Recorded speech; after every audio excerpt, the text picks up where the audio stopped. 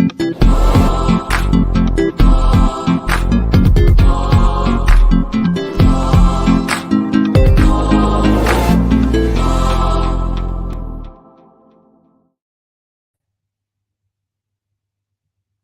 day, everyone. My name is Richard Bolisay.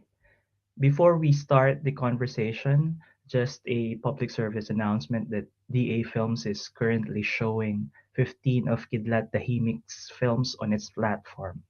From his breakthrough work in the late 1970s to his mesmerizing video diaries to the redux of his most personal undertaking, made in a period of over 3 decades, released just a few years ago. I'd say it's a fantastic coverage of the incomparable body of work of Kidlat Tahimik, a biography of Kidlat as much as a history of the Philippines. And if you haven't seen them yet, I urge you to check them out on the DA Films website. So I think we can start the conversation. Uh, Kidlat, or Lightning in English, is a Filipino filmmaker born in Baguio City in the northern Philippines.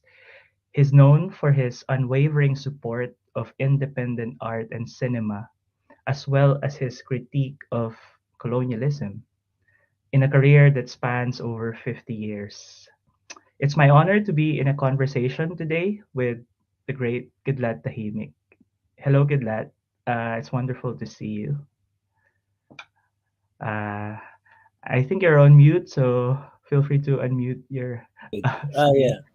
Yeah, Hello, hello, hello. nice to see you. Uh, I've been reading stuff written about you, and you're often called a legend. Are you a legend? Do you consider yourself one? I, I think that's a heavy. I mean, it's a flattering, but it's a heavy uh, thing to live up to. Since I'm still living, I'd rather be a legend when I'm gone. Yeah, and I think so because I think they also bring that up because your films talk about legends as well, like the legends of Ifugao, and you kind of give off that vibe to them. I remember we were at your house in Baguio less than a year ago, very anxious about the pandemic. So, like, I was wondering how things have changed and how are you and what has been keeping you busy lately. Well, early in the pandemic, my wife and I got COVID-19 uh, in December of 2020. So, and but that gives me a little confidence that I have a lot of. I have a big army of antibodies in me. Other than that, I haven't allowed the COVID-19 pandemic to stymie or to block anything of my creative duende. Um, so the last 2 years have been 3 years even have been basically going into a massive installation. Uh, Sometimes I dabble in my 44-year-old film, trying to find an ending.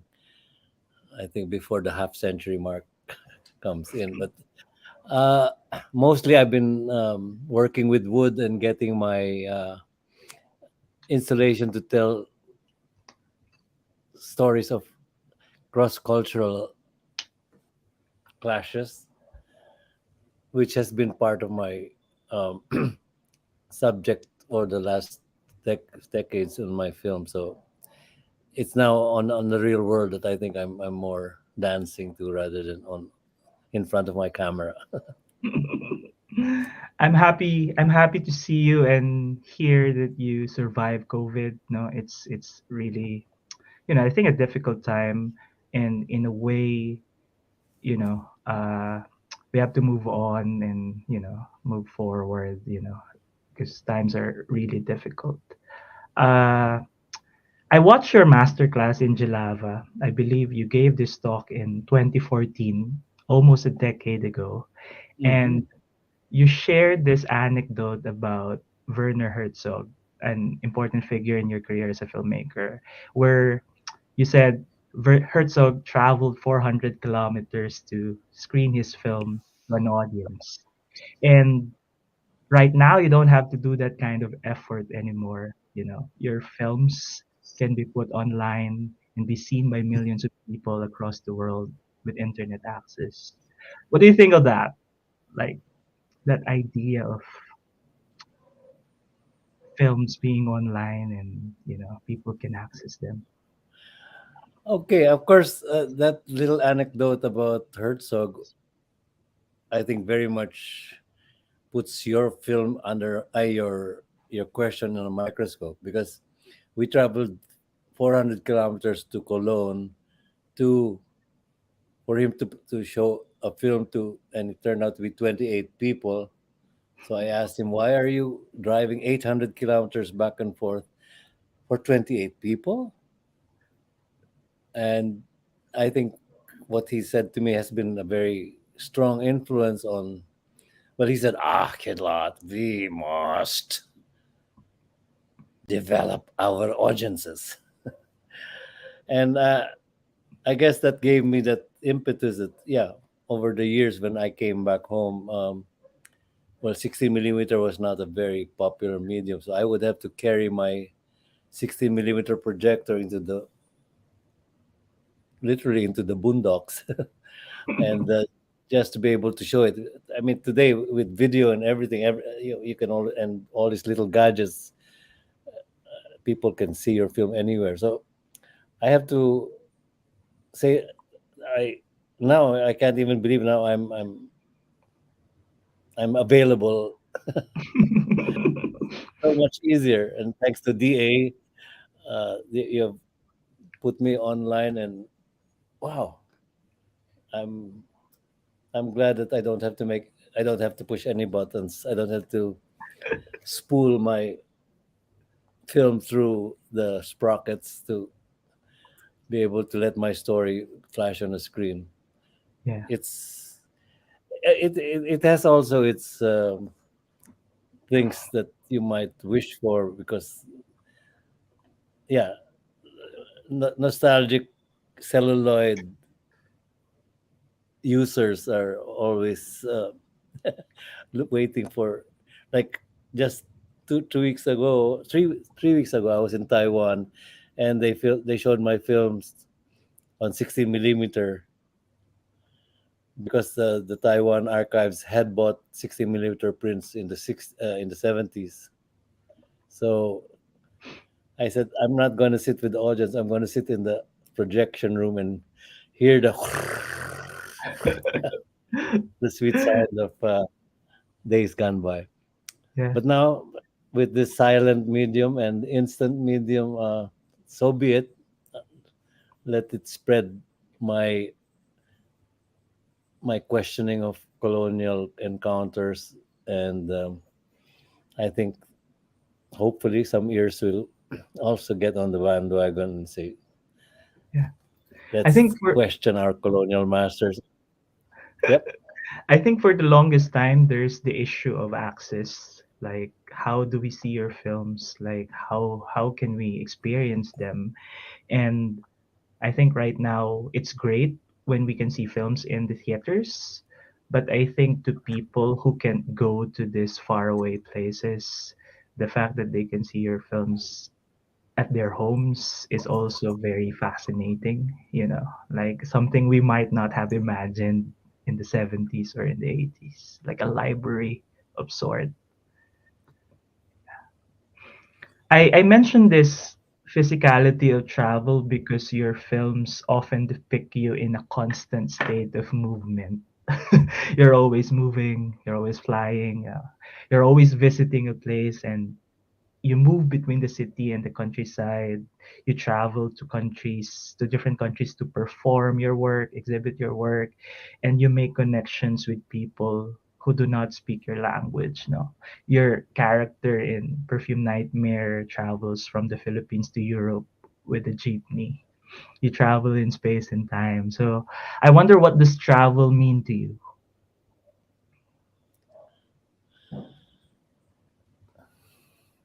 Well, yeah, there is always that physical travel that we we have to buy a ticket, and so much even easier now. You just click in and get your ticket without going to a travel agent. And in the past, Baguio, the city where I live in, had no travel agent. I had to go to Manila to talk to a travel agent. um, I guess travel. I might say I had a wanderlust um, that wanted me to explore wherever, but maybe framing my travels when I had my Bolex camera became a different game. I uh, I mean, today you can shoot like any tourist and catch a lot of images and selfie yourself in front of the eight wonders of the world. Uh, but I think at that time, of course, with my 16 millimeter film, which was, well, it was like $100 for a 3 minute roll. Um, you can't just shoot every interesting touristic scene. And but I don't shoot because of touristic scene. I think it's two things. I partly shoot on the impulse, a very interesting frame, but I think when I'm on a trip, a film trip, trying to tell a story, then uh, I should be more careful about what I'm shooting. But since I don't know if the audience knows, I I don't work with a script usually anyway. Yeah. I have a trust that whatever I have a strong impulse to shoot will find its way into my unconscious subliminal story that's going to unfold. And it happens often. I just say, "Oh, I remember I shot something 20 years ago. It's sitting in the vault, and maybe it's the right moment to use it in this particular scene." So in a way, the tripping physically and tripping with the mind, uh, letting the story find its way, uh, going without a map or throwing away a GPS uh, gadget gives you a nice open frame. And I think that's where my stories of journeys become part of the filmic journey. But then when you put all my films together, I guess that's a total galactical uh, traversing that even I'm surprised. Wow, I got here, I got there, and in the end, there are similar places I visited here and there because my wanderlust is bringing me to those spiritual places. Yeah. I think when people see your body of work, they might be a bit overwhelmed because it feels like you've visited so many places. And I think if they factor into, yeah, the fact that you're 80 right now, and you've been making films since the 1970s, I mean, a lot has changed in the world since then, and they're very much documented in your films. I think also this idea of travel is very related to the childlike wonder. Like as a child, you want to be somewhere else. And I think, in your films, there's that sense of childlikeness. I don't know if you agree. Like you're like a child discovering a new technology. I think that's a good. Wow, I like that. It's a good way. I mean, I've always thought I'm childlike anyway, and I enjoy, especially to my kids and now to my grandkids, to be clowning, or as we say in Pinoy, pakute, just to get a little snicker or laugh. But you're entertaining, you're sharing a bit of yourself with them. Um, but I think I've chosen a childlike approach. Like I said a while ago, I don't make a script. And I think that's where I get a big difficulty if I suddenly have to sit down and be a wordsmith. And usually I feel that writing a script is it's two things, no? A script is yeah, it could be for aesthetic control. Okay, when you have a clear or more or less a clear direction of your story and it's written down, uh, it would give control to your to your final product. But somehow I more mistrust film scripts as a tool for the producer to Yeah, I mean, to a non-Filipino audience, I describe you first and foremost as an artist who works outside the confines of the industry. Your industry is yourself. You do not identify with that bigger industry. With the kinds of stories you tell and the way you tell them, it speaks a lot of this position, like where you are. Uh, I agree with you so that this. Sorry. okay. Go ahead. No. Uh, the phone just stopped, or my signal just stopped. No, So it's okay. we're back. I agree with you that the center, the industry tends to limit our imagination, whereas a work outside of it feels boundless. I wonder what do you think about that? Like, where do you see yourself in that kind of political dynamics or geographical dynamics? Well, okay. Traveling is a certain kind of. I mean, soul traveling or maybe mind traveling is a nice way to visit little spheres where you want to what you want to talk or explore about, but still you're tied to your realities.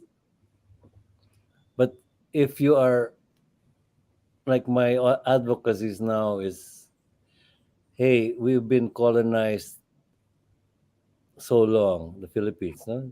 As as Chitang Nakpil, a writer, wrote, we Filipinos have lived 3 centuries in a convent and 50 years in Hollywood.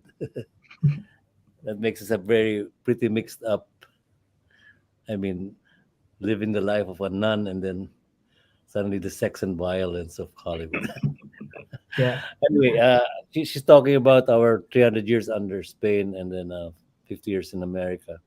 Um, so I always feel that a lot of young Filipinos can't help being drawn into a copycat culture. Um, and mainly we have to be aware of that because if our minds are following what is trending, then trending is always what are the formulas that are of storytelling that are outside.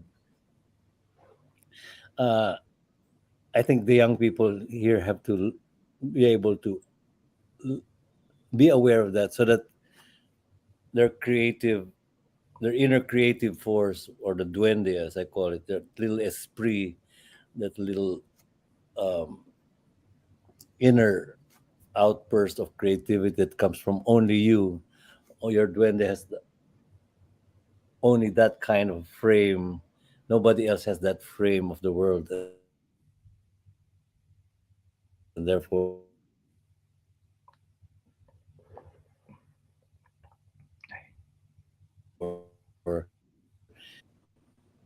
hello, can you still hear me? Yes. Yes, yeah, Okay. I think we lost you a bit. Yeah, continue. So all this playfulness and the childlikeness allows you to wander there. And then for me, I guess because I'm very impulsive, when I'm shooting already in the days of 16 millimeter, um, and because I have refused to go, or maybe I'm just undisciplined. I've refused to go into that discipline of making the tight script. Um, my creativity probably more borders on that drawing on the hip, drawing from the hip and shooting your bamboo camera rather than distilling your script and then bringing it to some producer who's going to make you distill it further and further, and then finally you don't recognize your little story. That's my childlike freedom that I've managed to keep over the years, and I guess that's why you get my crazy films. Yeah, I think your films are very much a product of that process, and I think our industry is a very results oriented, you know, practice. You know, like they're very much looking into what the film will look like instead of how the film is done, or like trusting nature for, what how the film will come to be, you know. And obviously it's capitalism, the idea of how to profit from the work, you know. uh did you struggle with that, like when you were making your films? Was it already clear to you that it's not about that? um, okay, maybe I think we're talking about that the film storytelling that is money driven, or hearing the cash register, the box office ring. In the Philippines, we call it patok sa takilya. Takilya is the cash register, and patok means wow. And I always call it, that's in Tagalog, patok sa takilya. So I call it pst, PST, patok sa takilya, pst, films. So that at least our Filipino filmmakers get to understand what I'm fighting against. Um, now, the thing is that I should probably have been caught into that cash register ringing sound world, because uh, somehow I wandered into a an economist world. I maybe some of you don't know. I finished an MBA. It's Master of Business Administration in, in Wharton. in the Wharton School of Finance, which is, yeah, one of the world's reputed business schools. But I think I wandered into that world just like many of my trips. By it was at that time I thought maybe one day I might become president of the Philippines. So I thought I should take up an MBA instead of going for a master's in theater, which was my undergraduate major. But the fact that I went through that MBA school would have created a built-in frame in my head that calls for efficiency, economic efficiency in producing your work. That means for whatever amount you're putting in, you're going to expect an exponential profit picture. And once you're tied to that, then you're in the world of measuring cost and benefit. And I think that can be very dangerous for your for your artistic duende, my creative side. If the moment it feels, oh, why should I do this scene when it might cost so much, and therefore it'll put my books in the red. And in the end, it puts an unnecessary brakes into your forward momentum. uh, I did away with that kind of thinking, um, maybe because accidentally in trying to break away from being an economist in the 70s, and I said I want to go back to theater, I had to find some quick money, and so that I could be a full time playwright, which yeah was a script writing channel. Uh, and so I ended up in the Munich Olympics trying to raise money for yeah. If I could raise $3,000 or $4,000, I could probably hide away for a year and write my play. Anyway, the cosmic forces threw me off, spin me into another track. The Munich Olympics, I was doing the Olympic mascot in Filipino capiche shell. It's a kind of a translucent shell. Here behind me. These are these are Capiche. capiche windows. It keeps the rain out but lets the sunshine in. But the capiche became a translucent way I could do the Olympic mascot, which was a dachshund, and I would hang 25 pieces of shells under, and it'll be a wind chime. It was a very popular item during the first week, but then in the middle of that the hostage crisis, the Munich Olympic Games, when the athletes were taken hostage by what they call terrorists, um, and that changed the mood. So I ended up being bankrupt at the end. What would have been just a temporary bridge to go back to my art. But because I was in such a bad state, I ended up not being able to afford an apartment anymore in Munich, and so I moved with a commune of artists, and this catalyzed the rebirth or the reincarnation of my duende. And of course, it's in the commune. It was a commune of painters, photographers, writers, all kinds of artists, and that's where I met my wife, and eventually we met our kid. But it was a quick way for me to go back to my playful side, and that made me make my first film, Perfume Nightmare, as it was. I had no script. I had treatment. I had a beginning, a middle, and an end. But with my Bolex, I just said, I'm going to shoot. And at the back of my head, where I knew what things would probably cosmically fit into the storytelling. And yeah, 1977, I ended up with the Perfume Nightmare, which is about a journey of a village boy, a jeepney driver, who wants to become the first Philippine astronaut. But I guess that journey to the moon never happened. But I found a way back into a journey into my own soul as an artist I without my think that planning. My over planning ended up in a implosion, finding my true duende and my true creative artistic self. So here I am today, I 44 think years later.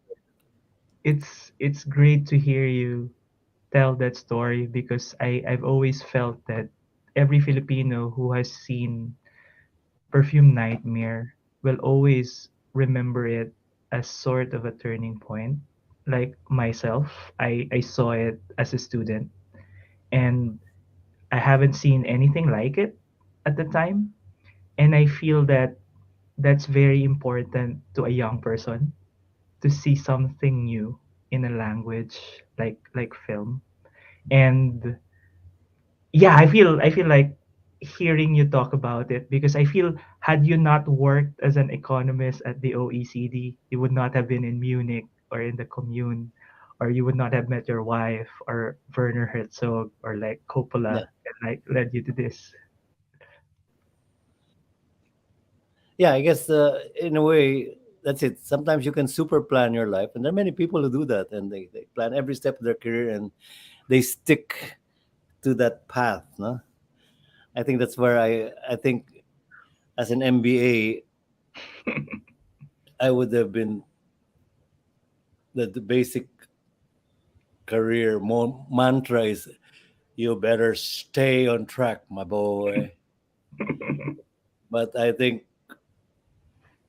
and I like the way that you brought in traveling and tripping and journeying as a frame for this discussion. Uh, I was not the MBA who stayed on track. I ended up straying on track, and I think that's my mantra: just stray on track, trust the cosmos, and maybe you yourself will find this kind of surprises that you thought you would never imagine you would have done on a straight and unquestioning path, Well, imagine, Kidlat, had you been on that business path, you would have been the president of the Philippines. or a banker in Wall Street. And we would not have your films here, and this conversation won't happen. And I would be a very unhappy soul counting my millions. I I think most people do not realize that you are a contemporary of Lino Broca and Ishmael Bernal, like central figures in Philippine cinema when they talk about it. And that's in the 70s and 80s. People think of that time as a golden age. And they have an image of this past that's very idealized. And of course, it's important to bring up that the 1970s was the time of Marcos, the dictator. And here we are right now at the time of another Marcos, Uh-huh. the son. And that's a bit of traveling, you can imagine. And what do you think of where we are right now as Filipinos? Like, where are we going? I well, I'm still trying to keep an open mind. Uh, Maybe just I'm the optimistic person that maybe people don't have to repeat the mistakes of the past, or that you're not doomed because into this because your DNA came from a black side of the planet or whatever. Um, I'm still just waiting to see. I think if he doesn't try to change history or undo the history, and he does some good, okay, I'll flow with it. But it's a reality; it's here, and until the things that we fear do happen, uh, I'd rather stay on my creative duende and yeah, wait for that to happen. But to get caught in the quagmire of projecting negative thoughts and on a big screen and it occupies your whole screen, I think it's not going to be productive for me. I did that film, Why is Yellow Middle of the Rainbow, 35, 38 years ago, and it was spurred by the Yellow People Power protest that we had. My kids were all still in grade school, but I told them you could learn much more out there in the protest than learning our colonial curriculums anyway. Um, and the film I made again was a very totally different. It's easy to always spell out the villain and the usual storytelling, especially documentaries. But I was shooting like the protest against the dictator, and since I was bringing my kids to the protest rallies, trying to walk the talk. I think it was it developed a a dialogue line, a script without writing a script. Suddenly, had to ask myself again, what are we fighting for? What is democracy really? And I mean, we all have this sophomoric notions that democracy is one man, one vote. Ha ha ha ha. Look at what we got now. If it's just, I mean, I was just talking to my niece the other day who's trying to she's going to go into a debate on democracy versus dictatorships. And I said, yeah, just make sure that you stick to that we're not talking about democracy as that one man, one vote. But the premise of it is that people have the right information so that they can vote properly. Yeah. So now the cycle has come back, but I think uh, I'm not panicking. I think I anyway. Of course, I'm 80. I don't have to. There are other people who will carry the fight in the streets, but I can continue to question because that whatever notions of democracy were planted in our country. I mean, the cerebral side, the analytical side of calling it a democracy, which was American style democracy. I don't know whether our illusion that we are a free country today can continue to be a truth that we believe in. It's an illusion because, yes, uh, for all, we have a lot of freedom in this country. And I'm not afraid of saying anything that might put me in prison tomorrow. I don't think it's that kind of gulag atmosphere here. There are many things to be desired, and there are many equalities to be achieved, and there's a lot of injustices to be. But anyway, those are cliches that for me now, they're important. I'm not saying that they're important, but I think uh, we have to understand why we are perpetuating these inequalities and injustices. And I think a lot of it has to do with our benevolently assimilated outlook. Yeah. I think that's often what I'm talking about in my films. Um, we tend to view the world like our mentors taught us. So even our filmmakers would try to do a Hollywood story, which would make money, psst, psst, films, um, instead of something that maybe they would want to do inside inwardly because it's relevant and because it has something to do with the future of the country.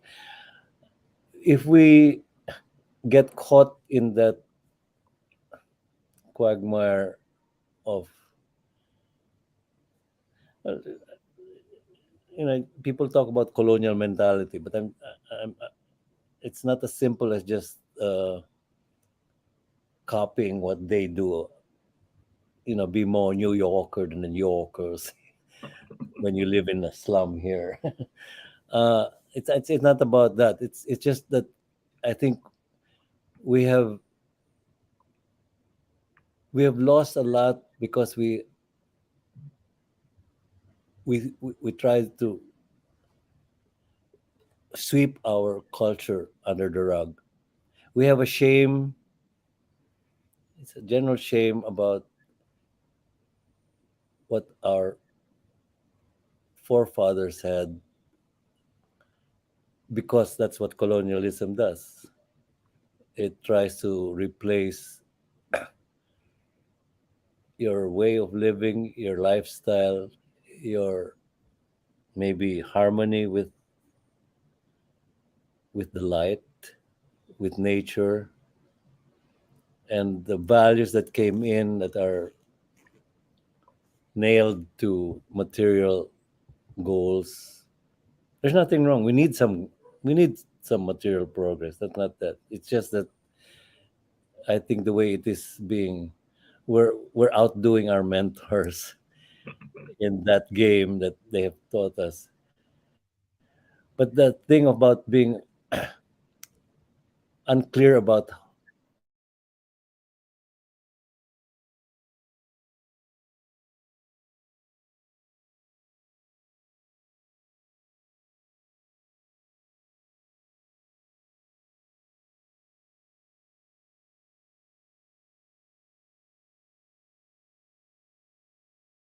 to express yourself yeah.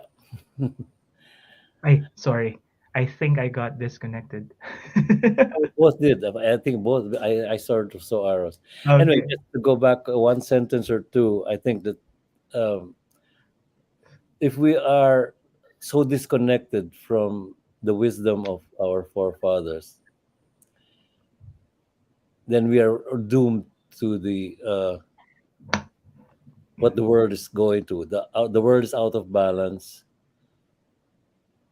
Nature is already giving us all kinds of signals. Typhoon Yolanda was our super typhoon that, wow, is more than in the Guinness of Book of Records. But our forefathers just had a way of respecting.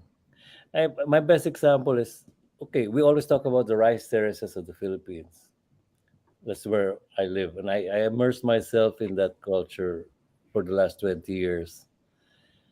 But I realized how much I had not learned because our country has adopted the public school system from our colonial mentors, which is mainly trying to get skills so that you can be a good economic citizen. But the kind of interrelation, the wisdom of interrelationship with nature, your kapwa nature. Kapwa is a Filipino word for putting the self in the other. That if you project yourself into the other, you have a constant respect for each other. But beyond a kapwa respect for your fellow human beings, for your family, for your fellow alumni in your school, or from your people in your village, there's also that kapwa interrelationship with the forest, with the trees, which is what my mentor, my Ifugao mentor, was always instilling in me when I was living with them. And I think this is where we need a kind of a, well, I call it cultural breaks. And that, I think that's what my films are talking about. We need cultural breaks because we have adapted. I look at culture as both an engine and as of a collective engine of a people to go in a certain direction. Okay, hey, let's be a tiger like Korea or Japan. Let's be a tiger economy. Or shall we follow the Bhutanese and say, hey, let's look for gross national happiness? Forget, forget all those economic statistics and per capita this and per capita that. Okay, it's an engine that makes you collectively go in a certain direction. But no matter how much your engine is fired up and you have a turbo and you have the best fuel and mechanism, if you don't have a healthy set of brakes, you won't get to your destination. And I think that's what colonialism does. It gives us a sense of an engine to do this, to do what they do, to copy them. But our old sense of, you know, sustainable balance which our forefathers knew, like, hey, just cut as many trees as you need, leave some for the next generation. But now it's cut as many trees so your profit margin. But again, Yeah. I don't want to sound like an MBA. All I mean is that that kind of wisdom is something that I think we're losing. And back to just to close that on the rice terraces, when you go to Ifugao, the rice terraces, on top of every rice terrace system, you will see a green plot of trees, and they call it the pinugo. The pinugo was a way to preserve that little spring that would feed the first terrace, and when it's full, it would overflow into the next three terraces, and they would overflow to the next 20 terraces. It was a ancient wisdom.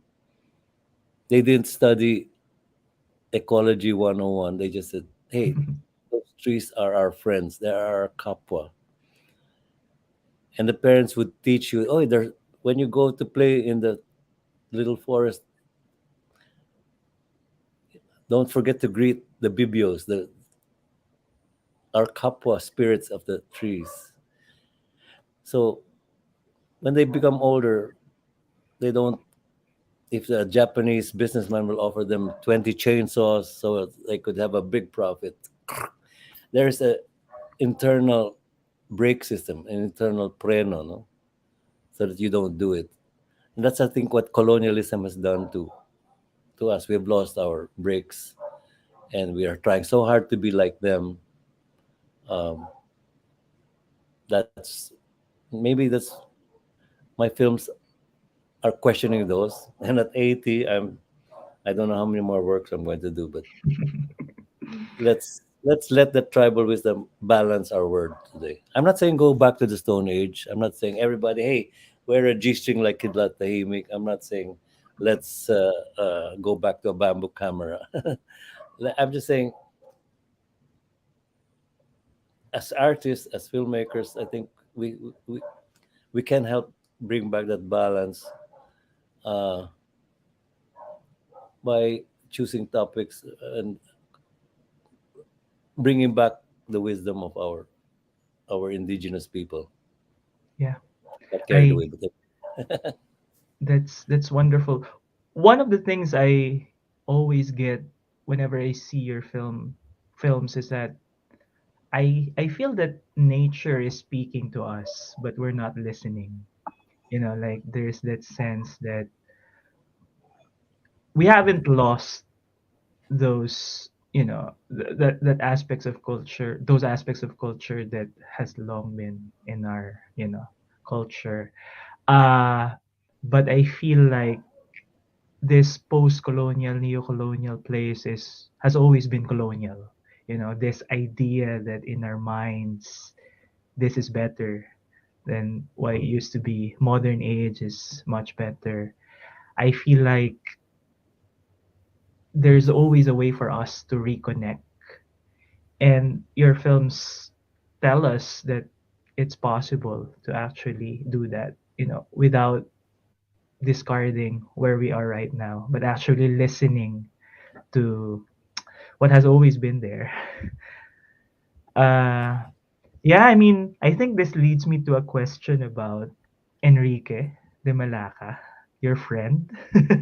uh, after the for those who 45 may, years, yeah, for those who may not be familiar with Enrique, he's the slave of Magellan. Magellan is the Portuguese explorer who came to what would eventually be named the Philippines in 1521. And Enrique was said to be the first person to have fully circumnavigated the world because Magellan died in the Battle of Mactan. Incidentally, I don't know if I've told you this story before. Uh, I'd written about Enrique in the past before having seen your film. oh And wow, I wrote about him in the context of being the first OFW, or like the first overseas Filipino worker. And I assume that's the reason you also named the film Balikbayan. Balikbayan yeah, meaning. returning to the home. And maybe, that's the same thing, like the OFW, in the 1500s. And someone, suggested that, because I was writing about Filipino diaspora, and there's this question in my mind: who would have been the first Filipino to have, traveled the world for better opportunities and all that? And Enrique seemed to be that person, in the stories of Figapeta, in the myths, And, you're obviously very fascinated with Enrique. You play him in the film, I just wonder, do you identify with him? Or like, do you sense yourself in him? Very much, very much. I think okay. I I came into this topic of the first person to go around the world might have been one from our seafaring country. Um, I heard about it in 1979, and somehow I got into trying to evolve a story because we don't know much about him. But definitely, the slave was mentioned in the chronicles of the first circumnavigation of the globe. And thanks to the anal documentation by writing everything that happened on the voyage, we have a beautiful account from Pigafetta. But he does mention the slave only 4 or 5 times. So we know the slave exists, and we know that when they had gone across, leaving Spain, crossing the Atlantic, and then going down Brazil, to look for that little hole to the Pacific, and then 99 days crossing the Pacific, they finally reached our islands. And Pigafetta writes that when they got here, the slave could speak our language because of being isolated from each other. But the fact that he could speak for me meant, hey, balikbayan. Balikbayan means balik is to return and bayan is to the homeland or to the home island.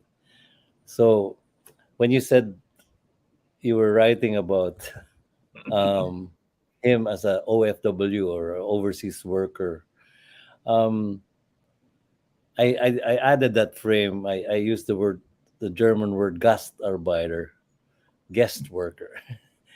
And in a way, he was a guest worker working in Magellan's uh, overdeveloped country.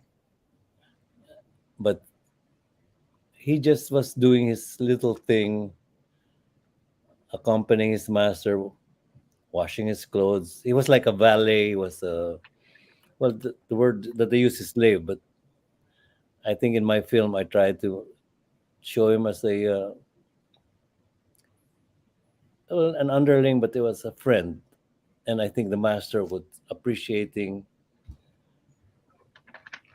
what this very vibrant soul had to offer. And I'm sure that for all the state of the art technology that Magellan had, he had the compass, they had the astrolabe, they had measurements, and they even had probably maps from the Arabs, and yet he didn't know where he was going. And maybe any day now, when they believe the world is flat, they would sail over the edge of the ocean. Maybe there's a Niagara Falls, boom, our ship is going. So with all the energies of the sailors wanting to go back home, he kept going on. And I assumed that maybe the slave Enrique was probably saying, "Hey, master," massaging his master.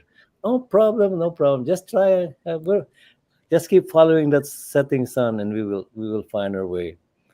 And in a way, I identify with that because I guess it's an optimism uh, that I don't know if it's a cultural ingredient in Filipinos. But I think that optimism is uh, maybe because of a kapwa, this confidence in the other because you're projecting yourself in the other, and that there's a benevolent cosmology, a benevolent cosmos that will somehow bring you to where you're going, not depending on your GPS and all your technological devices. So maybe also because it took me, yeah, I've been working on that film for 44 years, and maybe because I just believe I would find an ending at some point, like Enrique would find his shore of his island where he could still again drink rice wine with his fellow islanders and make chica chica chatter with lovely brown maidens of his country. He just knew that for all his being a slave, and he did end up. And in my book, in my mind, he was showing the way to this lost seafarer who was looking for the Spice Islands. So I like to show that his inner cosmology, his knowledge of, um, you know, in my installation, I show big sea monsters because if you look at the maps of Europeans, they always had sea monsters threatening the galleons that were crossing the seas. But I tried to show in my installation the sea galleon, the sea monsters were actually the sea amigos, the sea friends of Enrique. He would ask them, "Hey, where's the island of Mactan or Cebu? I'm homesick. I'm so homesick." And they would show him the way. Whereas Yeah. the Europeans always looked at them as threatening figures. So the whale or the giant octopus was not really a deterrent, but an ally for the seafaring possibilities of Enrique. And I think that's also the way I make my films. I guess, like when that Munich thing happened to me, um, I just suddenly was in this void. I was bankrupt. I had nowhere to go. I had lost my job already, and but I think somehow uh, I was it was being opened up to cosmic suggestions that maybe allowed me eventually to meet also my first Bolex camera, and eventually because I was working with one of the film students, a film student who was living in the commune, who later had a film exercise, a video exercise. He asked me to be an actor with a Brazilian girl. We were actors for a 10-minute exercise. And then when we had to do the video exercise in his school, the teacher was sick that weekend, and the substitute teacher happened to be Werner Herzog. Yeah. And he said, That- after that little spiel, he said, are you a professional actor? And I said, and no, and I'm I think just playing here. And I think because of that, Herzog as a substitute teacher, you cannot plan that. Like there's no no, you plan in cannot plan that. that. Why was the real teacher sick that week? And but it gave a little connection, and I mean later on, I mean I I was looking at some of the things he was doing, but in his um, crazy, yeah, trusting the cosmos way. It's probably I'm not as daring as him. I don't go to volcanoes. I don't go into grizzly bear countries, but I think uh, it's an audacity uh, that maybe I picked up from him, and I think that audacity with a kapwa cosmos of a crazy Filipino that's led me to where I am today. Yeah. Going back to Enrique, I think I like the fact that you reframed him because he's not taught in our textbooks, you know. He's been effaced in many writings. And because people have this idea of slaves as, you know, like they're not part of the history or like they haven't done as much. But I think that's very colonial also. That's very Western, a Western way of looking into things. And I think by reframing Enrique, you're also reclaiming him, you know, like by displaying him as someone, you know, who's smart, you know, someone with dignity, someone with strength.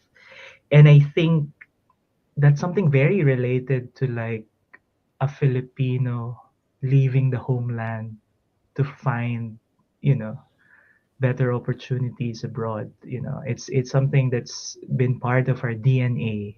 And again, related to the idea of traveling and moving, you know, finding another place, which I feel like, you know, in today's landscape of, you know, difficult life in the Philippines. Like I'm not in the Philippines right now, and you know, I'm not saying I'm Enrique, but I can imagine, you know, this idea of being displaced and being far away from home, and this feeling he had when he can finally speak to people who speak his language, and I think that's fantastic. Well, being in another world or almost another planet, the slave has his coping mechanisms. Now we also let me bring in Jose Rizal, no? Our national hero, who was also an expat who lived in Madrid as a medical student, but who was also seeing how the colonial masters have their lifestyle and understood that their culture was not they were not all bad guys like in his novels Jose Rizal was writing about the abuses of the friars. So he also developed friendship. So he also could see that within a culture there are layers of the bastards, colonialists, and also human people. But I think Rizal had to cope up also living in a foreign country. But because doing this, he could see his country with new eyes.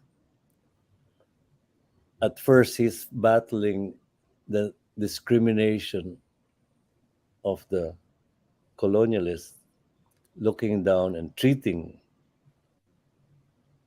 their colonial subjects with scorn. In my installation here, I I go into this period 1887 when the Madrid exposition. There was a big international exposition in Madrid, and it was really Exposición General por las Islas Filipinas. It was an exposition about the Philippine Islands, their colony. I think the Spanish administrators were trying to justify why we have to colonize and Christianize and civilize and prepare these children for, whatever. So they brought in flora, fauna, and all kinds of artifacts, and they brought the first indigenous people for display in Madrid. So the first Igorots, the people from my part of the world, had their first experiences there. But Rizal reacted to it, and he wrote a letter to his German co-professor Blumentritt, why are they treating us like human zoo? Now I I found that so fascinating. I included that cultural encounter in my installation. But he was trying so hard to say, "Hey, we are as good, if not better." And that was just a couple of years when in Madrid, two Filipino painters won the fine arts painting contest and beat the best Spanish and European painters in their own field. So Juan Luna did the Spoliarium, and Hidalgo did I think something about Cleopatra. But whatever, he was using this as a proof that there was no reason for the colonialists to treat us the way they did. And in a way, this is what I think the whole world today also using economic parameters. They treat us like, yeah, the word mata pobre, Yeah. seeing you as yeah, poor people, uncivilized people. Changing now, and I think in different countries you hear about Indian, Indians from India who are top level cyber um, experts, or we have a lot of uh, Filipino filmmakers making their waves in films, or even Filipino nurses who are really in demand because they have a couple feeling. They're very much more humane when they treat their patients. I think these are all parts of uh, our strength that we have taken for granted, and maybe that's instead of having a colonial shame. I was talking about that earlier. That we have to neutralize that colonial shame because whatever the missionaries told us about us, that we're backward, we're pagan, we're uncivilized. It's all these pejorative terms, and that was backed up by the Thomasites, those American public school teachers who came to prepare us for self-government, whatever. To educate This us.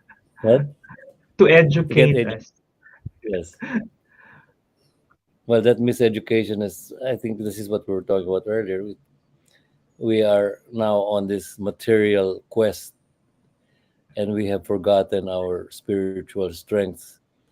And if we can just find a balance, bring that back, uh, I think we can have a big contribution to the planet. Yeah. I think that's what they're looking for in the West now. They're all stuck in their material world, their values, their cryptic coins and everything, uh, and yet they don't know why uh, there's something not going right under their skin. But we have that to offer, and I think if we stop, if at least our film industry and our television stations would stop just following the formulas that make money, the money driven films, and try to allow some of our younger filmmakers who are looking at things that are relevant to the Filipino soul, not only to the Filipino soul, but to the soul in the capitalistic West, or even in the East. I think if we share this through our art, through our films, through our canvases, through our novels, um, one day we will be respected. But as long as we try to be like them, we will be second class artists, second class filmmakers, second class doctors. But I don't want to go into that but I just mean Yeah, we, if we go back to our indigenous strengths, and I want to use this word, okay, my Indio genius. That's the title of my show now. My best friend, my mentor, was this Ifugao chieftain, and he would always mispronounce the word indigenous. He had no Oxford accent. He was probably only a high school graduate, but he had a very, I think, a very lucid way of looking at colonial and how his tribe was treated. But he would always mispronounce that word indigenous, and he would say, "We indigenous people are being taunted by our Manila neighbors. We must fight for our indigenous culture."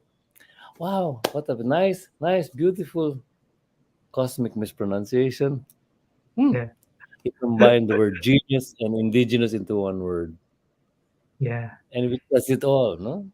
The genius yeah, of the indigenous is still there, but we don't want to look at it. We think of it as the past, outmoded, and yet maybe the world is trying to look for that kind of an answer with, with global warming and polar melting and all this thing that's happening. So I like that word, and then when I was teaching in the university, I tried to twist the word and also add another mispronunciation. I said to my students, "Okay, kids, when you're doing your graduation film, your diploma film, try to use our Indio-genius assets." I wanted to bring in the word Indio because Indio is what the colon is the fact that we have been colonized. No? Yeah, yeah, 400 years in a convent and 50 years in Hollywood. But it can be a strength if we also don't throw away what we have in the past. So, in spite of our being Indios, being Indionized, the genius of our indigenous ways is still there. And maybe that's what we can share with the rest of the world. Maybe my films have yeah, unconsciously or instinctively touched on those subjects. And I think by my 44-year love relationship with Enrique de Malacca, or call it a crazy infatuation, because why would I stick 44 years doing a film? yeah. It's But like it's a I think long-term relationship. because I was discovering the Indio genius in our people, I think that was why uh, playing the character of an Enrique who has gone and has memories of overdevelopment. That was my working title of the film, because he goes to Renaissance Europe and wow, everything's happening. And but then he goes home. I think he also on the way tapped into the seafaring knowledge of his ancestors and showed the great Admiral Magellan the way home. But we can show the world the way home in many ways if we just bring back our things together with whatever digital age has to offer us. Yeah. Kidlat, I've always been struck by your optimism. Like I've I've watched your films, I've listened to you talk, and there's always this sense of, hopefulness and optimism. And I would even say that on a daily basis, we Filipinos always contend with the legacies of colonization, like explicitly, implicitly, how we talk about things, how we see ourselves, there's always that inferior feeling in comparison with Western people or Western society, Western culture. And I feel like it's so internalized, you know, like even as a young kid, we would watch Disney movies and we would see white people, white color, white culture, and we'd see that difference, in comparison to ourselves. And I feel like it takes so much time to if even possible, to get rid of that mentality.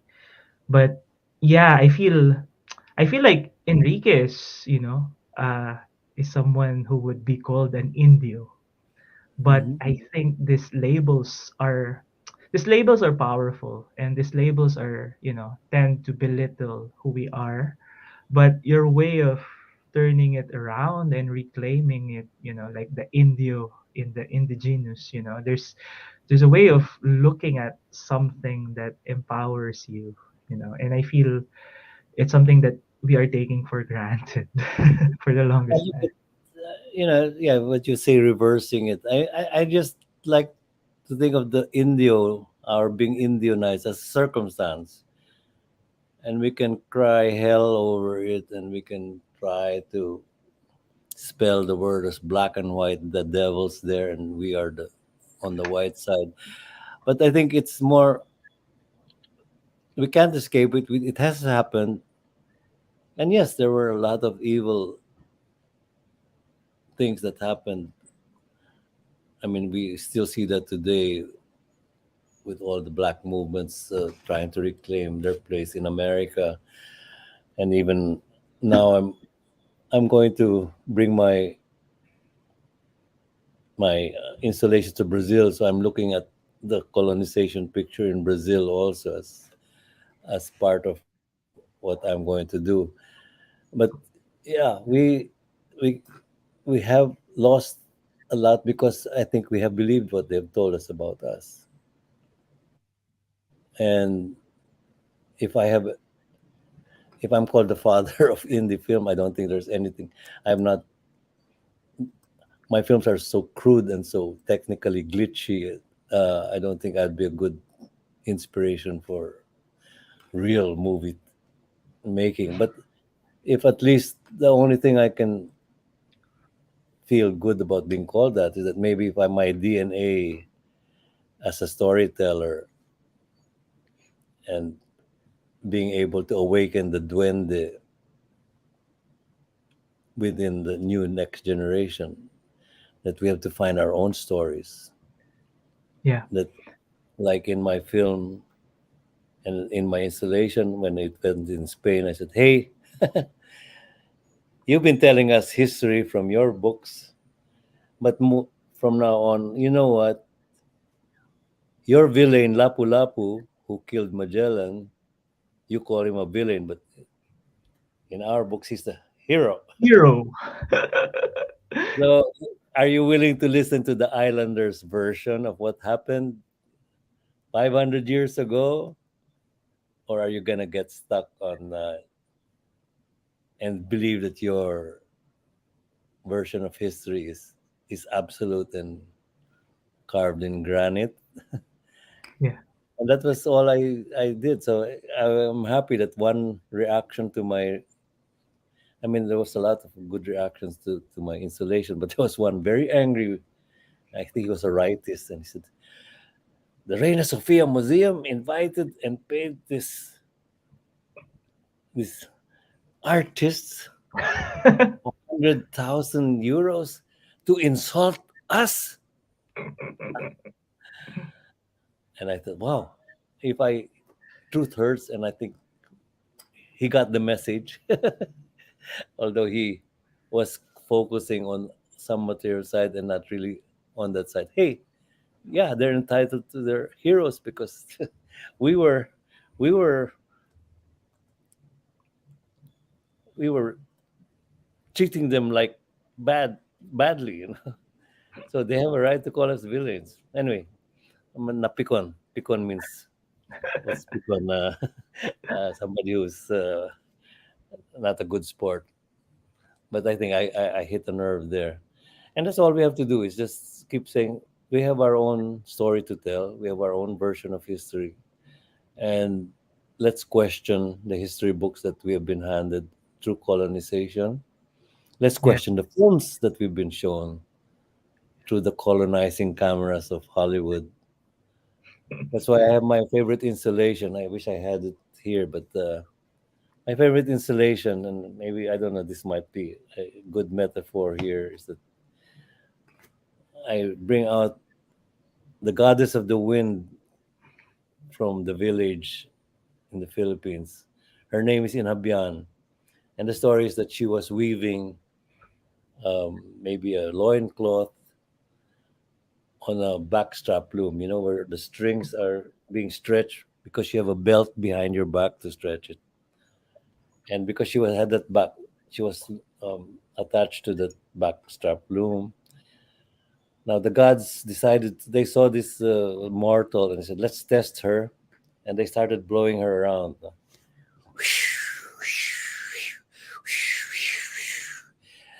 But because she had her backstrap loom, which felt like a maybe like a safety belt in a car, she survived the test. And they were very happy. And they said, oh, the gods were happy. Okay, from now on, we will make you goddess of the winds. So today, whenever a typhoon goes to Ifugao, they pray to her, oh, Inabian, please change the direction of the typhoon, spare our village. But my narrative then, I combined the goddess of the wind of Ifugao with the goddess of the wind of Hollywood. You know who she is? Marilyn Monroe. Okay, the goddess of the wind just, oh, my skirt is flowing out. It's, I like that, just to put her on the same plane. And there's Inabian blowing, and there's Marilyn Monroe being blown away. There are no subways in the Cordillera Mountains, but the wind is coming from Inabian. Stay away, Hollywood. We're tired of your sex and violence formulas. We have our own beautiful tales to tell in our own from our own archives and storytelling. We're tired of your Harvey Weinstein stories. Leave us be. Let our films, our local films, our Indigenous films grow. And I hope that a lot of young people will at least get that metaphor and maybe start, yeah, making our own Indigenous scripts and stories. Yeah, I believe that one of the best ways to instill this kind of wisdom in people or in young people is that we tell these stories, we tell these myths, we use this kind of folklore tradition, we try to tell them through this kind of storytelling because I feel like telling it straight is good, but somehow if you infuse some stories or some metaphors that would work better. And I like what you said earlier about teaching because I remember as a teacher, I often advise my students to make their work personal, to Yeah, make something that means a or lot trend it. Mhm. to means a lot to them personally. And this idea of a personal work sounds abstract to them. So Mhm. like I urge them to see your films, and I think when they come to terms with your work, they sort of get what personal means. That personal isn't only about expressing yourself, because I think that's very basic, but expressing yourself in the context of where you are, The like local, the local. politically, Mhm. economically, spiritually. Yeah, is that what personal means to you? Like it's beyond expressing. I think it's, yeah, it's there are many relevant things in our backyard that deserve to be framed by us, or in our storytelling, or just in our perceiving the world. No, that's why, in a way, well, talk of colonization is still a continuing process. And whether it's Marilyn Monroe, who is our superhero or heroine, um, last year I sponsored a contest together with the FDCP, the Film Development Council of the Philippines, and I called it the USB short film contest. Okay, USB means unsung sariling bayani. Sariling bayani means our own heroes. You know. And the premise for this whole thing was, okay, kids, you're all overdosed with Captain America and Superman and Wonder Woman. Uh, and I think they're sideswiping our local heroes.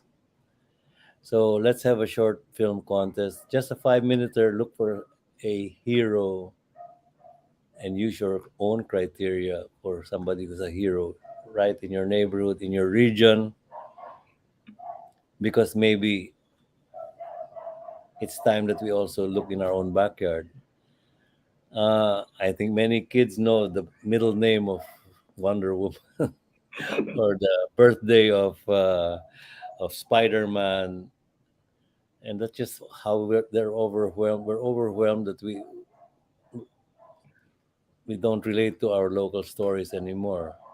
So I was hoping that by starting them at senior high school kids, before they got into the world of college, universality and everything, they can look for this in this field within our own. And we had interesting results, and I hope we can, with FDCP will continue. But it's relating to your question. It's because that personal story, in a way, is also, yeah, looking for your personal heroes, but understanding why you frame them as your heroes, and maybe why you should stop framing others who are fed to you, brainwashed into you, overdosed like a drug until you think those are the only kinds of razzle, dazzling, sensational, super figures, super shaped, and heroes, when actually our very ordinary looking inabyan, or like kanina, the taho vendor, the guy who sells soy sweets. Uh, they have interesting stories to tell, and they're very much, if you look for a cultural angle like kapwa in them, um, they're they're much more interesting than the formula it's repeating that we get in our cineplexes. So maybe our young artists can start anchoring to what's in our own backyard and, yeah, Yeah. I show I the think world. I think it's innate to us to look for our identities. At some point in our lives, we try to go back because we feel like it's a way to connect with, you know, our ancestry. And I just remember this regarding being called the father of independent cinema in the Philippines. I remember in one of your short films, you said that you are a father first before a filmmaker. And I know that's not what you mean. I mean, it's not being called the father of independent cinema, but literally father to your sons. It seems to say that every work of yours has an imprint of your sons and their lives, Kidlat, Kabunyan, and Kawayan. But I feel like, when people see you, there's that symbolism of being a father as well. Like when you speak right now, it's like listening to someone older and with, more experiences. But I think it's also important to see you as someone who lived through life because of what your sons have given you as human beings and as artists themselves. I think when I started emphasizing that side of me, it was probably at a stage also in my life when, yeah, you're going to be a filmmaker. I became a filmmaker, and I was lucky that my first film won prizes, but then I could have been swallowed up by the career of being a filmmaker. And my sons were just starting to grow up, and then I suddenly realized, hey, it's such an interesting phase of life. I don't want to be so absorbed in making a film about the first Filipino to go around the world. I shelved the film for several years so that I could enjoy being a gangmate of my sons. No, it was more a reaction to, because maybe as an MBA I would have been a banker or Wall Street consultant, and get so engrossed in my career that, and many families suffer from that. Whether you're a banker who has no more time for the family, or you're a filmmaker who never has time for your kids. So that was my main thing. But I think over relating it to how you framed it now, I think you're right. It's a nice balancing factor to realize that we are humans in this local situation first, and whatever we do to reach out to the world as successful artists or successful economists and bankers or successful doctors and lawyers, it's just, if that the microcosm has not worked, you have not been a good father. Therefore, you have not been a good human being. It's going to show in your films. Yeah, I think So it also it anchoring to it is a way of also making sure that my films might have something to offer, something, a juice that's worth getting some energy from, instead of the, yeah, we're tired of your Harvey Weinstein films. I think Let the local. it goes back to our deep concepts of family, you know, like I feel like every Filipino is rooted in, you know, in that very personal relationship. And we see a lot of your sons in your films, you know. I feel like you've chronicled them growing up, you know. You're you're making these documentaries. I call them selfie documentaries, like in the sense that how people take selfies now. You know, Yeah. you've been there first with your mini DVs and your Bolex cameras. But yeah, I feel like it's something very innate to record this, you know, very personal things. Maybe in a way, okay. I'm sure that some people say you exploited your children. You made them your actors. Yeah, in a way, the same way I exploit myself. I'm the cheapest actor available. I'm always on call, so I'm the star of all my films. Now, no, it's just, I think it was like like parents with the Instamatic. Remember, it was always, hey, that was cute. Hey, the graduation is something. Oh, that Halloween party. It's it has that element of catching uh, memories, or cute moments. But I think how they became part of a bigger film, which starts talking about, yeah, like the why is yellow middle of the rainbow. I had a lot of footages of already of my kids either in school or in picnics, or traveling with me. But then later, when the yellow people power protests against the dictator were happening, that became a very central background, with the kids just still being kids, uh, not fully appreciating what the battle was about, but they could be curious enough to ask questions, which I have to answer in a childlike way. And I think it would have been boring just to use this political science analysis about what's democracy all about. But by playing with the kids in front of those tanks, or during election day, it it it it partly endeared them to the audience, but maybe you enter the audience through the back door and not the boring political analysis, but you see it because kids are going to be the beneficiaries or the victims of that democratic results, no? So in a Yeah. way, I'm glad that I chose to stop to shelve my film about the slave of Magellan.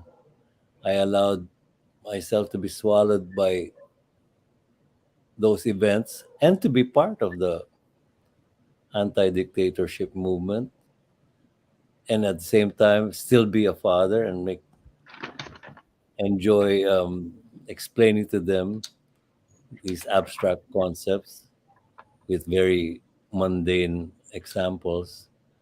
And then in the end, I'm surprised when people said, "Hey, you made the you made the only 16 millimeter documentary about the people power uh, Revolution. revolution." I did, but I was just doing home movies. I was just doing home movies. Well, anyway, Yeah. I'm glad that some people find it one of my best films. Yeah. Whatever it is, remember that in the middle of the film, it always ends up. I don't know. You see me in the editing room, haggard, and I don't know how I'm going to finish this film. My son shooting me. So Yeah. it was a it was like Magellan who's lost, but somehow find its way, or guided by Enrique to You his know, home I island. I wanted to tell you this because I don't think I've told you this before, but uh Yellow, the film Bakit Dilaw ang Gitna ng Baghari made a huge mark on me. Mm, I saw it at the UP Film Center, and mm, I remember it's over 2 hours, but it felt like it could go on, and I would still be very happy to be part of it. And I think it's one of those films that I think it gives you that feeling that you thought that past is gone, it's not gonna happen again. But then again, I think if I see it now, it's gonna be in a different kind of perspective. of But course, yeah. I will not forget the feeling that it gave me hope and it gave me so much joy. Because I remember there are moments when you gave the camera to Kawayan, Kabunyan, or Kidlat to your sons, and I feel like that's a very, very generous, gesture that I think in a traditional sense you won't do that, but since Hmm. it's a personal film, it means that the point of view of the film is also the children. It's not just Hmm. you. And I think that's powerful to me as a young person at that time that I can, you know, I can be as powerful as Kidlat or like whoever is holding the camera. You know, viewing a film, yeah, right after 1986, right after while you were still euphoric, that's one thing. And then I think viewing the film today and what's It's gonna different. happen? Yeah, it's going to Yeah, be. I think it's depressing if you see it today.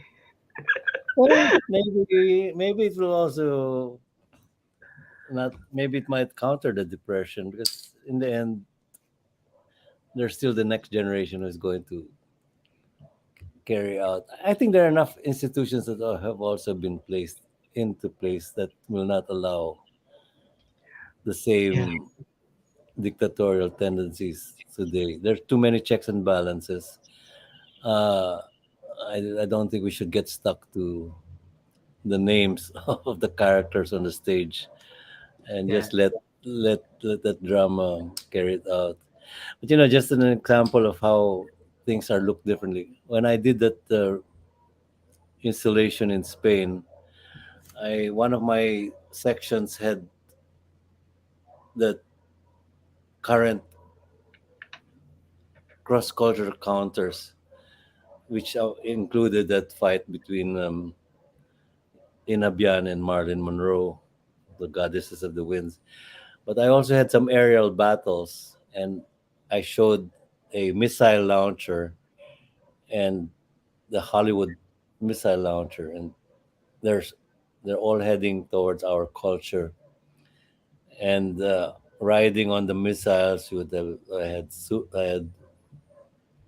Yeah, Captain America on one of them. I had Marilyn Monroe on another one, Mickey Mouse on another one. These are all the um, purveyors of uh, another culture that might not be relevant to ours.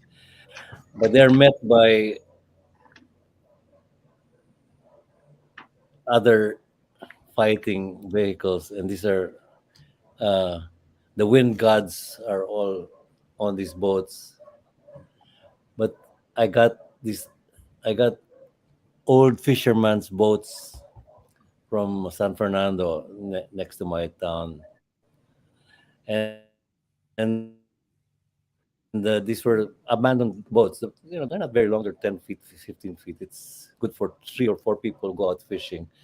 But they had the color coding, so all the colors from this town would have, but they were rotten boats, and it was like a little bit like Star Wars, where the forces of evil have raggedy old fighter jets, and the evil empire has the latest missiles. But so they're meeting the Hollywood missiles are these wind gods on the boats, and the boats were painted blue and yellow because that was the color coding in that village.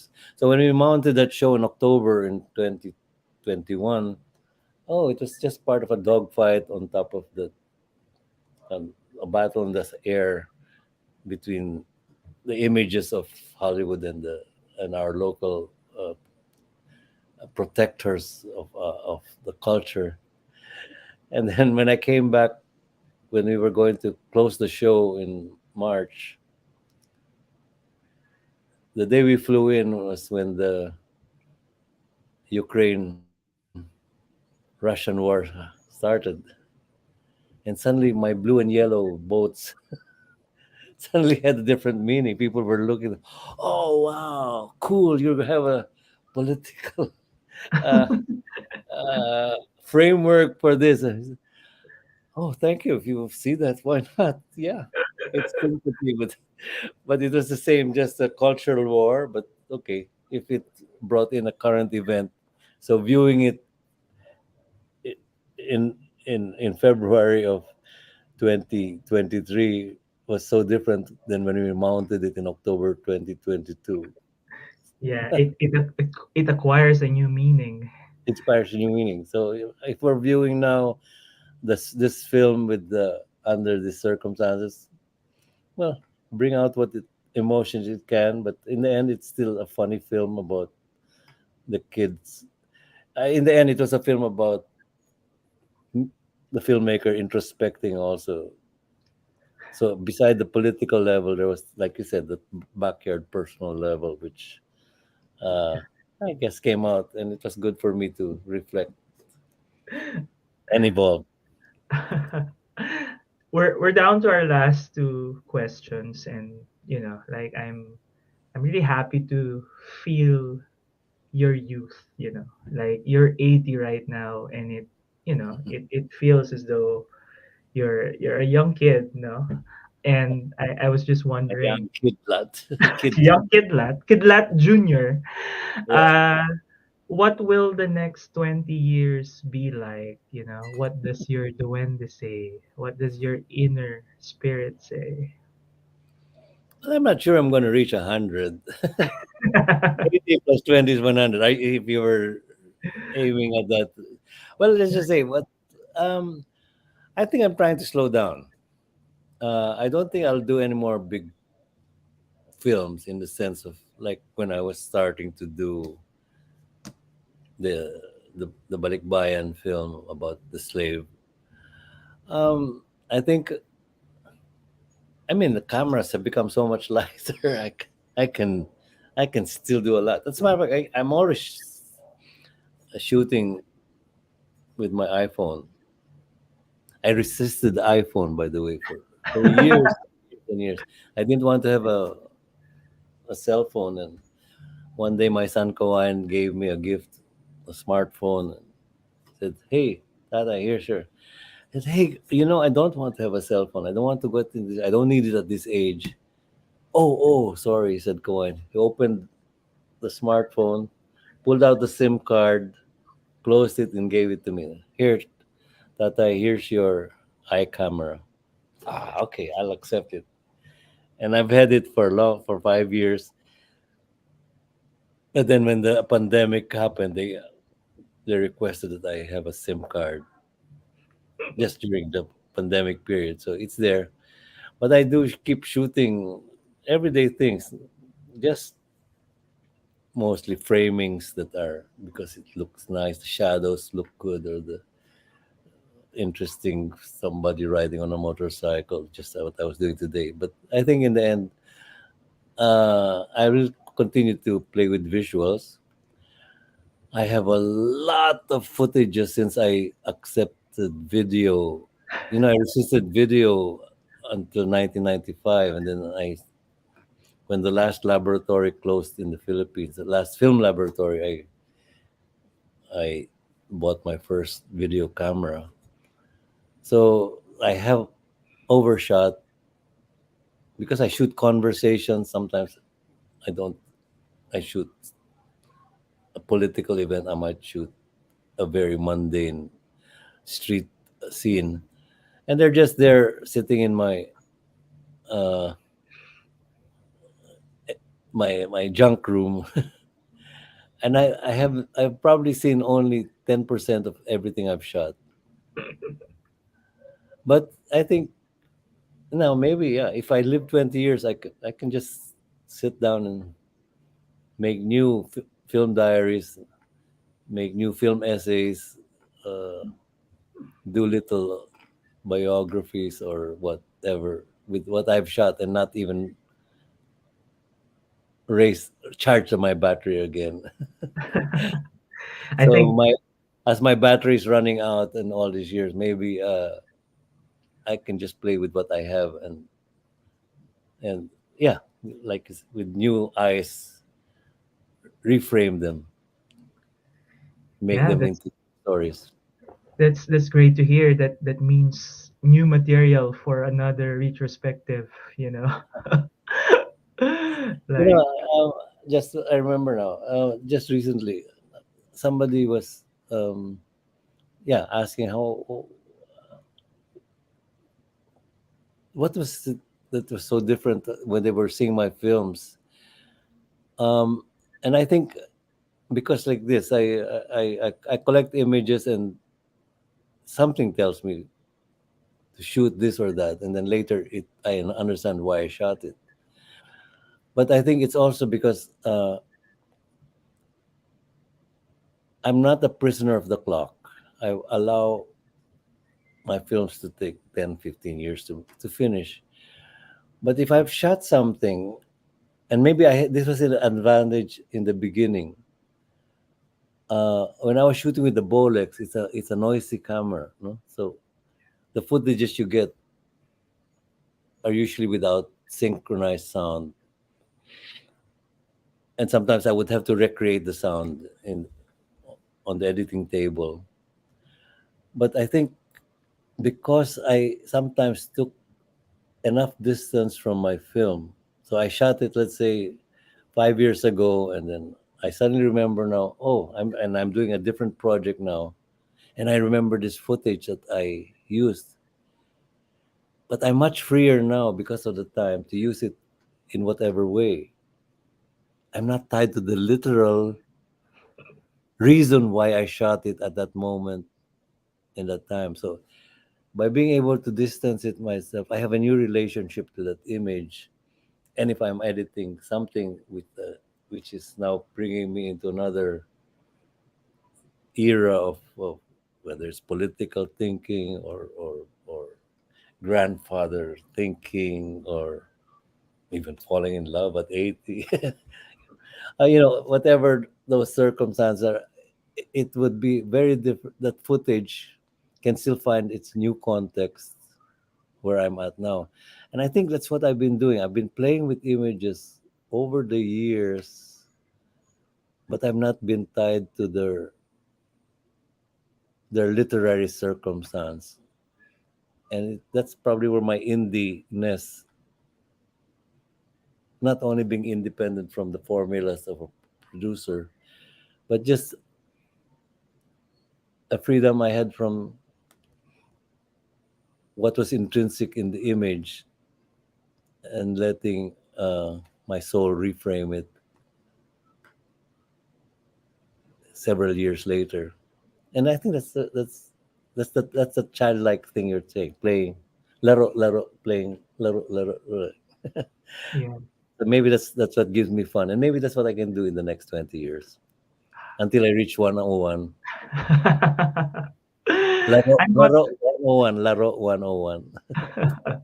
One I'm at 100 years old, 101 years old. I'm confident that you will reach that age, and I'm curious actually how will that come about. The title of the DA Films program is "Who Invented the Yo-Yo? Who invented Kidlat Tahimik?" And I wonder, how do you answer that question? Like, who invented Kidlat? I think Laro and the cosmic events that happened in my life uh, have allowed me to become this strange, what would I call it? This strange observer of the world, telling my strange framings of the world with whatever technologies I could pick up. So from that Bolex that I had in 1975, and then once in a while having a synchronized quiet camera, but then later going through all these different high 8, um, VHS, mini DV tapes, and now with this little camera. I think that hodgepodge is what created Kidlat Tahimik. I love Or it. Kidlat Tahimik's way of looking at the world. It's been a pleasure to talk to you, Kidlat, and to reconnect. Like I like that word reconnect because it's optimistic, like you are, and I know we had some technical difficulties, but here we are, carrying this conversation. Even that was funny that first hour trying to get to reconnect with you. Yeah, but imagine like thousands of kilometers away, Mm. and I would think it's miraculous, this idea of technology.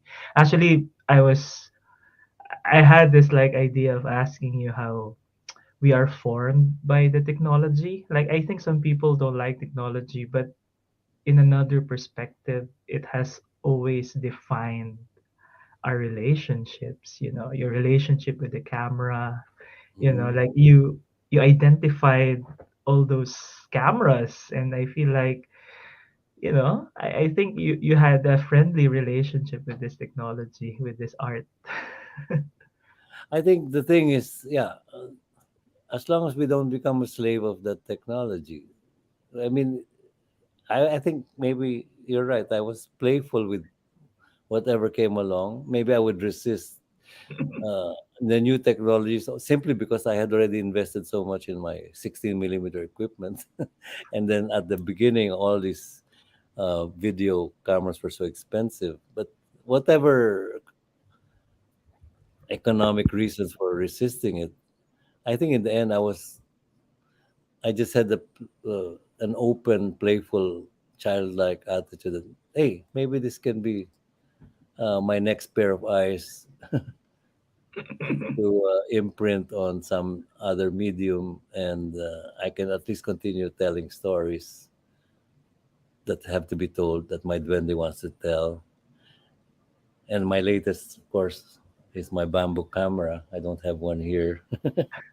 Um, my metaphor for telling the story from our point of view, not being a prisoner of the formula storytelling, but letting our soul tell the story as it be. My bamboo camera is, I give bamboo camera awards every 2 or 3 years to young filmmakers who, first of all, have avoided a Hollywood or that the big way, the blockbuster way of telling stories, but whose film language or whose